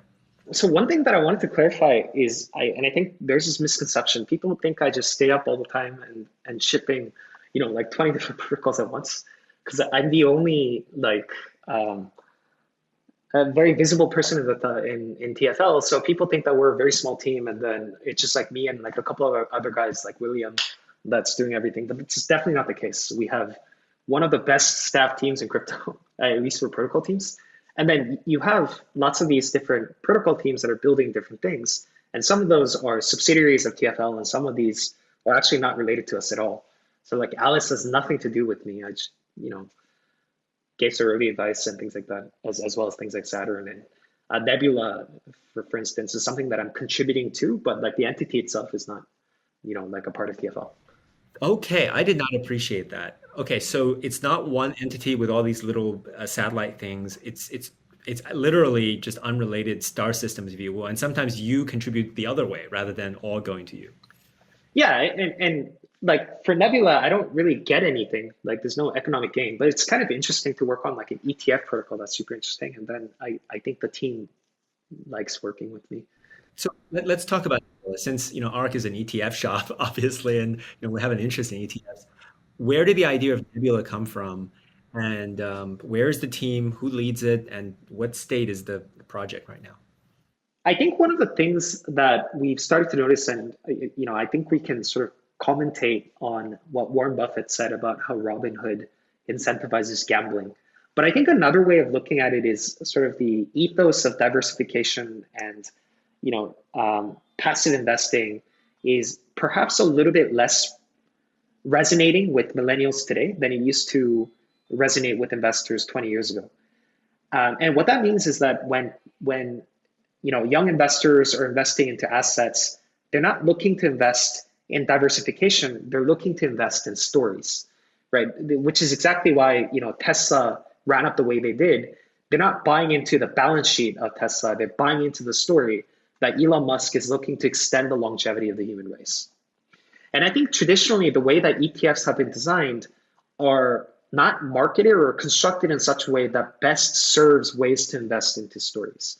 And what that means is that, for example, like the Vanguard ETF is named after, like money managers. It doesn't tell a story, right? Like the S&P 500, like most people, when they say here S&P, they think it's like some economic indicator that describes like how poor people are in like the US, right? So, but like imagine if you had sort of like an ETF that rebalances in accordance with a dynamic script, like let's say an Ethereum script, or let's say a Terra CW20 script, instead of having to be manually rebalanced every quarter, simply in the interest of market cap, right? So for example, you can have a miscongeniality index that tracks the Twitter following of all the different companies that the ETF is tracking. And then the idea is that the one with like the largest Twitter following gets the highest weight. Or for example, like you can have something called the next Doge, which is an ETF that holds a basket of 100 different cryptocurrencies in equal weights. And when one of them starts to moon, let's say up above 50% in a single day, you dump everything and you just go into that one. Or you can do, new is always better type of ETF, which holds like a basket of the top 10 latest tech stocks to have listed on NASDAQ, right? And of course, like all of these things sound super stupid, but you can have, ETFs that, make a lot more sense. Like for example, like the hipster index, which is like a curated list of all the different top hipster brands to have launched or IPO'd. So I think like the dimensions of what you can unlock with Nebula ETFs is much, much wider than what you can do with traditional ETFs. So, I mean, in the ETF industry, there's this thing called smart beta, which is kind of the next evolution of just, market cap weight, which is use some other factor than market cap to rebalance the ETF. It could be a momentum factor. It could be a balance sheet factor. It could be an ESG score, right? So it sounds like this is taking that to a completely new level where you could, in theory, any input that you could get through a oracle, you could basically use to feed the construction mechanism. When you say ETF, do you imagine these to be a basket of actual real world stocks, mirrored versions, or do you imagine them to be a basket of tokens? We actually don't call them ETFs in Nebula speak, and I don't think we're allowed to. We just call them clusters. As in Nebula is basically a cluster of stars, right? So we call them clusters. And instead of rebalancing, I think it's called star mixing or something like that. So it's definitely different concepts. But yeah, I imagine like some of the ETFs would include M assets. I imagine some of them would include things like different types of yield tokens. Some of them would just include bridged over cryptocurrencies. The possibilities are quite wide. But it sounds like it's really designed for tokens as a first citizen, since it's much harder to even import all the traditional assets over as mirrored. Okay. Correct. It's interesting. It reminds me a lot of token sets on Ethereum, and being able to create either a basket of assets with an allocation you choose, and you can even actively manage it and adjust the allocations. And I could issue. Actually, compliance probably wouldn't let me issue, but I theoretically could issue a token that represents the franc trading strategy tomorrow on token sets, and I could set my basket of coins on ETH, and I can rebalance it, and I can take a management fee on it, which is pretty interesting. And then there's algorithmic ones like the ETH 2x leverage that automatically implements a leverage strategy. Is this kind of like that? How is it different? Something else that you could do is, for example, there's a lending market coming to Terra called Mars Protocol. So you could loan out your Apple stock, or let's say your Luna, and let's say your Solana on Mars. And then these tokens could start to earn a yield. And then you can take these sort of lending vouchers from Mars and then hook that up into a Nebula ETF. So in that case, like you can have an ETF of, the top tokens that you want to hold. except it's earning an interest on lending markets along the way. So the number of tokens that you're holding appreciates over time. I mean, like the idea is that you expand the dimensions of what you can do with passive investing. You open up to the community to design different types of things that they can do. And then like you brand them in such a way that it resonates with the audience. Like, what exactly are you investing into? Now, for Mars, is this a org under the Terraform Labs org, or is this kind of a separate thing as well, kind of like Nebula? Oh, for this one, I'm not even involved. Like, I just know what it is, but like it's being run by completely different people. I see. That's so interesting. I think within the Luna community, people assume this is a conglomeration of all these assets, but it's actually good that these are uninvolved because it shows there's actual organic uptake, right? Yeah, I actually work on very few things. I work on like Mirror, Anchor, and it's loosely involved with Chai, and started to work on Nebula, and I guess I was okay. I guess it's not like few things, but definitely I'm not working on 20 different things at once. Okay. Just a few $1 billion projects. So recently you were teasing about working with a city on some maybe payments integration. Do you have anything you can tease or update there? Just look into the concept of regional currencies. I'll just say that. Regional currencies. Okay. All right. I'll let the lunatics figure that one out. And what other things should we talk about in terms of roadmap that people should know? I think a couple of different things. So I think Terraform Labs is sort of like in a weird position where it's playing both the role of consensus in the Ethereum ecosystem in 2017, and it also plays, let's say, the role of most token foundations like the EF or, let's say, the Web3 Foundation. And sort of like the design choice that we've made is that we've been sort of very deliberate in and very opinionated for what types of apps could flourish on top of Terra. And then it's not so much that we're sort of imposing our viewpoint on other people, but because we've had like a very singular focus on retail-focused, finance in the beginning, a lot of the different apps that are being built on top of Terra are sort of aligned with that vision. And then they have like a very StarCraft and planetary meme to it as well. Like we didn't tell anyone to name their thing Saturn or Mars or, like Pluto or different things like that. But like people are just naming their things, like that because, it aligns with the overall narrative and vision. I think there's going to be a number of very interesting entrepreneurs that are building hundreds of different applications on top of Terra. And I think you're going to see about, 50 or so launched this year that tackle existing financial instruments in traditional finance and then leverage either Terra stablecoins or anchor yield or lending markets and different things like that to build better versions of these existing products on top of the Terra blockchain. So you're going to see a flourishing financial ecosystem on top of Terra that's hard to find in other DeFi ecosystems and are sort of unique to us. Second thing is, in terms of user experience, all of these different apps are going to start to speak a common design language. So one of the things that people feel jarred by when they enter BSC or Ethereum is that all these different apps are different with different security profiles and different design schemes and different user experiences, which is good in the interest of decentralization. But also it's very difficult for the consumers to start to trust these institutions if they start to enter the learning curve all over again every time that they use something new. So in Terra, we're going to be coming up with something like, let's say, something called Engineering Bay, which has app building and design kits whereby DeFi builders coming into Terra for the first time can easily compose different apps that speak common design languages, such that when users are using Anchor or Mirror or Nebula or Ozone, they're going to have a very similar look and feel as well as initial user on-ramps so that they can get started and build trust with the institutions that are built on top of Terra in a much more easy and seamless kind of way. This hasn't been tried in DeFi yet or in crypto. So it'll be interesting how like a community of different builders that subscribe to our different set of tools are going to be using it to build a unified user experience. And I'm very much looking forward to that. Very cool. This will be like Material UI, but for actual exactly. Project. Okay. And is anyone doing this? Is anyone thinking at a UX level and providing frameworks this way? I mean, most of the frameworks at a blockchain level. Yeah, so we're going to be building like this sort of a design toolkit and design collective, if you will, with the IDEO.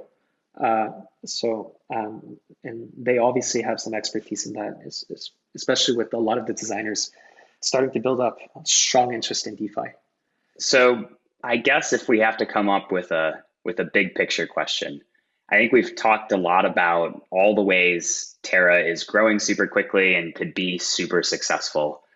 If we're looking, 4 or 5 years into the future and Terra is a failure, what is the biggest thing that you think could be the demise of Terra? Is it regulation that some or a group of governments say, either Terra specifically or this whole blockchain thing isn't going to work?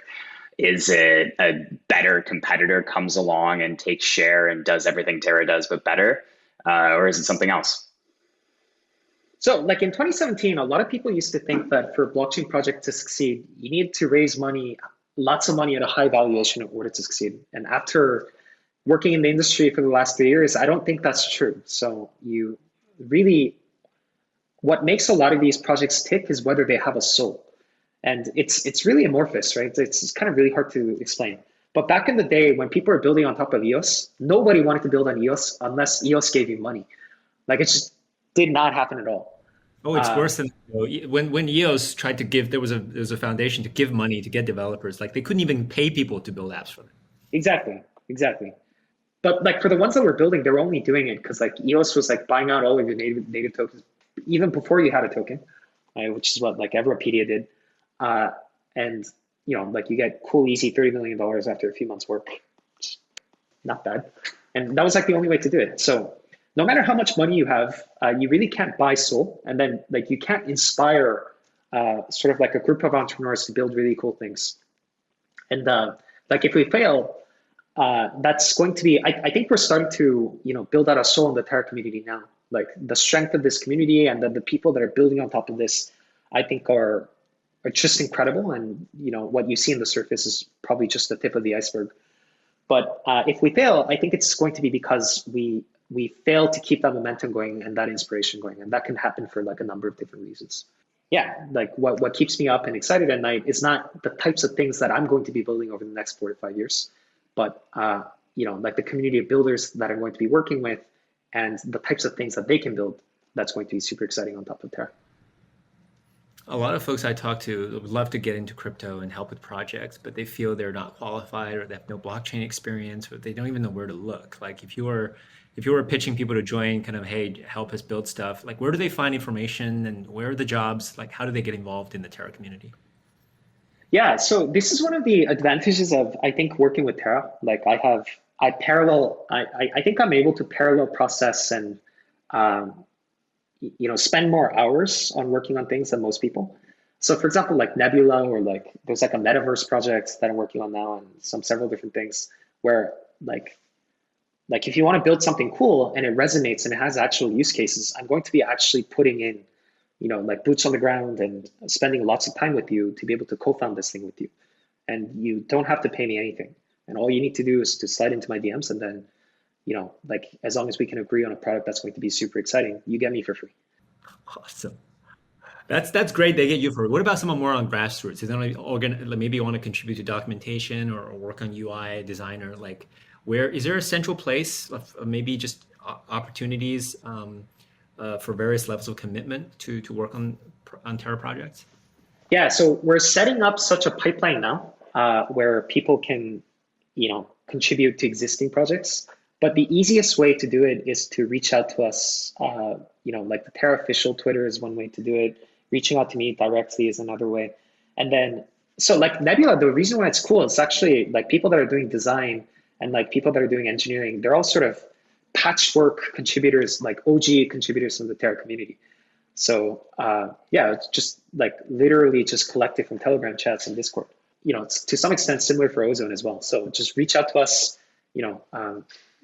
Like no one here is qualified. That's the secret. So I'm sure we can build really exciting things together. Awesome. All right, Do. Last fun question. Do you still play StarCraft or watch StarCraft 1 or 2? Well, I play StarCraft 1 Brood War, and I actually recently played Tekken. So he's one of the partners of Polychain. And in my life, I've never lost to a non-Korean. I've been playing since like 1998. But that guy's crazy. Like our APMs were both over 240. And yeah, it was close, but he's a good player. Sorry? And did you lose? Yeah, I lost. Yeah. Oh, wow. Yeah, I put up the match online as well. So okay, you need to put up a YouTube on that. I'm sure everyone would watch. Yeah, it's already up. Like, oh, it's okay. Awesome, Del. This has been a great conversation. We're all very excited about what you guys are building, following the project closely. And yeah, thank you for taking the time. It's been fabulous. Yeah, thank you so much. It's been fun. Yeah, thank you. Really enjoyed it. ARK believes that the information presented is accurate and was obtained from sources that ARK believes to be reliable. However, ARK does not guarantee the accuracy or completeness of any information, and such information may be subject to change without notice from ARK.